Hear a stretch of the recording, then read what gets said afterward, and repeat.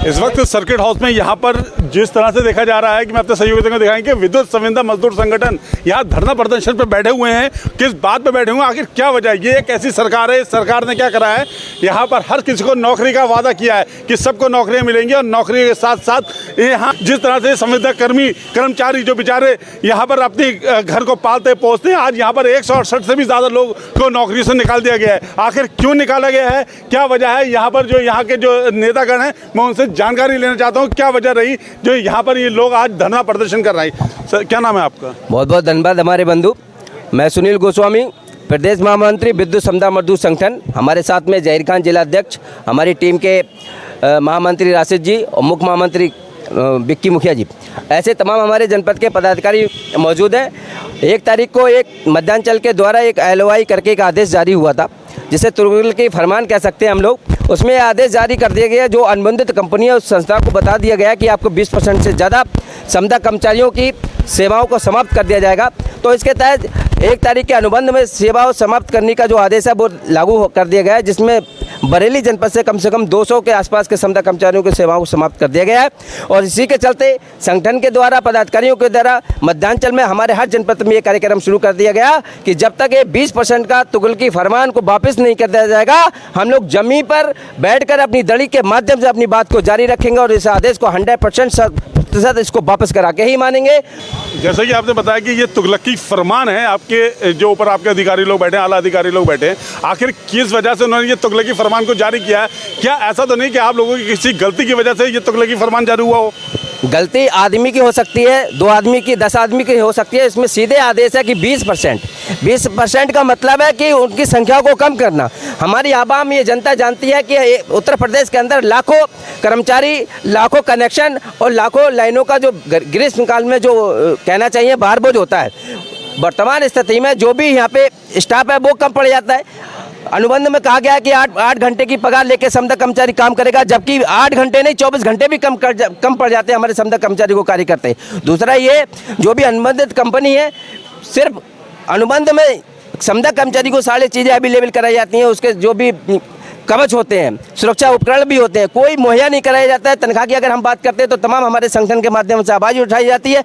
1 से 2 महीने के अंतर में हम लोग बड़ा मुश्किल से हर महीने की कोशिश करते हैं कि वेतन समय से आ जाए, बावजूद। लेकिन आज का मुद्दा सबसे बड़ा जो अहम है, जो व्यथित है, जो हमारा दर्द है, वो सिर्फ इतना ही है कि छटनी के इस आदेश को 100% हम लोग रद्द करा के ही मानेंगे। इसके लिए अनवरत कार्यक्रम चलेगा। कब तक चलेगा? जब तक कि आदेश वापस नहीं होगा। अच्छा, अपने यहाँ के जो आला अधिकारी हैं उनसे आपने बात की इस मामले को लेके? सारी बातें की गई हैं, सारी उनके संज्ञान में है। उनका भी यही कहना है कि आदेश मध्यांचल से है, मध्यांचल स्तर पे, इसे हमारे हाथों में कुछ नहीं है। हम तो आपकी बात को आपके ज्ञापन के माध्यम से चेयरमैन और MD महोदय को ज्ञापन के माध्यम से बता सकते हैं कि वहाँ के संविदा कर्मचारी पीड़ित है, तो वो भी अपना काम कर रहे हैं और उन्होंने ज्ञापन के माध्यम से ये बात हमारी पहुँचाई भी है। और कोशिश ये है कि ये बात हमारी पहुँचती रहे, और इसके बाद अगर बात नहीं मानी जाएगी तो फिर यहाँ के बाद हम लोग मध्यांचल का घेराव करेंगे और वहीं पूरे कार्य बहिष्कार का पूरी घोषणा करेंगे, और जब तक दड़ी नहीं उसेगी, जब तक ये आदेश वापस नहीं हो जाता।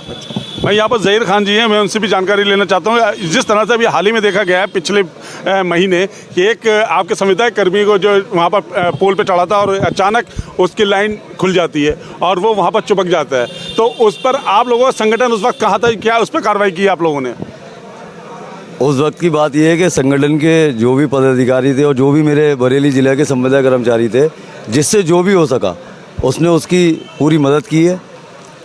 और अधिकारियों की बात कहूँ तो मुझे नहीं लगता कि जितनी मदद विभाग से मिलना चाहिए एक संविदा कर्मचारी को, उतनी मिल पाई, और ना ही कभी मिलती है। और उम्मीद तो हमेशा ये जताते हैं कि आपके साथ खड़े हुए हैं संविदा कर्मचारी, विभाग के लिए एक रीढ़ की हड्डी बना हुआ है। लेकिन जब वक्त आता है उस रीढ़ की हड्डी को मजबूत करने का, तो कहीं ना कहीं हम लोगों को कमज़ोर कर दिया जाता है। हर महीने कोई ना कोई नया आदेश, नया फरमान हम लोगों के लिए जारी कर दिया जाता है। अभी जो 168 लोग जिला बरेली के निकाले गए हैं, 20% जो छटनी का आदेश हुआ है, ये मैन पावर कम करी गई है मध्यांचल से, तो इसका विरोध में ही सारे लोग बैठे हुए हैं। आज जो लोग अपनी 10-10, ये जितने लोग बैठे हैं 10-10, 20-20 साल से सेवा दे चुके हैं, ये क्या करेंगे? इसके बाद कहाँ जाएंगे? ये इनके करने कोई दूसरा रास्ता ही नहीं बचा। तो इनके लिए संकट की घड़ी नहीं है ये सारा परिवार, जो इनके बच्चों की एजुकेशन है। कुछ ऐसे मेरे कर्मचारी हैं, इनकी बेटियों की शादी है, बहनों की शादी है, बहुत तमाम चीज़ें जुड़ी हुई हैं। सिर्फ एक कर्मचारी का नुकसान नहीं है, उसका पूरा परिवार तिरी-बिरी हो जाएगा। मैं समझ सकता हूँ कि जिसकी नौकरी जाती है उस पर क्या बीतती है। अगर नौकरी होती है तो इंसान घर चलाता है, जब घर चलाने के लिए, जब नौकरी के लिए पैसा नहीं होगा तो वो घर को कहाँ से क्या पहुँचाएगा। मैं भाई साहब आपसे पूछना चाहता हूँ कि इसमें आप अब क्या। मैं आपको कुछ आंकड़ों से बताना चाहता हूँ। बताइए। अभी गोस्वामी जी ने जो कहा था, जिस पे आपने रिपीट किया, तुगलकी फरमान। बिल्कुल। ये तुगलकी फरमान इस वजह से है, आप बरेली के निवासी हैं। बिल्कुल। 2017 में यही लोग थे, 2017 में यही बरेली था। 2017 से अब तक ट्रांसफार्मर बढ़े, लाइन बढ़े, बिजली घर बढ़े, हमारे उपभोक्ता बढ़े, लेकिन मेन पावर नहीं बढ़ी है अभी, और मेन पावर और घटाई जा रही है। इसे तुगलकी फरमान कहते हैं। मन में आया, जैसा जी चाहे कर दिया, जब चाह लगाया, जब चाह हटाया। बस ये तुगलकी फरमान इसी को तो कहते हैं ना।